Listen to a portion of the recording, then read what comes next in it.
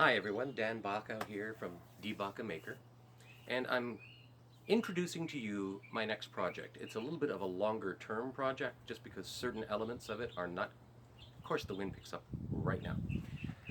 Certain elements are not going to be ready by the end of this session. What I'm building is Will Myers' Moravian workbench, portable Moravian workbench. It's a knockdown workbench. Using half-lap joints, bridle joints, tusked tenon joints, pegs, all of these things. That takes basically a 6-foot-long workbench. That's what I'm building, and makes it flat-packed. It's a historical rebuild. Roy Underhill had done it in the Woodwright shop on PBS years ago. It's now part of the Roy Underhill Woodwright's School of Woodworking. And so Will Myers produced his own article years ago on building the Moravian workbench. It was a multi-part article published online, and he presented drawings for the bench, but not a lot of detail in the drawings for how far things are going to be set apart, because obviously some parts of this bench are not going to be one size fits all, so he can't just do that. But he did go into great detail about how he cut things, how he made the mortise and tenon joints, how he made the tusked tenon joints, I should say. And some of that is featured again on the videos at WoodandShop. So again, all of that's going to be at the end of this video. Not the end of this video. The link to his introduction to the DVD on WoodandShop will be at the end of this video. All the other links are in the description below. This is part 1, where I am building the benchtop. And part 2 will be me working on the mortises for the legs and and shaping the legs, getting them to the right height. And then part 3 will be cutting and fitting the tusk tenon joints, which will probably be one of the longest and most challenging projects I have to undertake. Later, I will be adding a leg vise and a carriage vise. But for now, I'm just going to be attaching my face vise to the Moravian bench. We have another one of those, so I can actually attach that one to the Moravian bench, so that I have something to clamp wood with. Now, that having been said, please do enjoy part 1 of building a new workbench.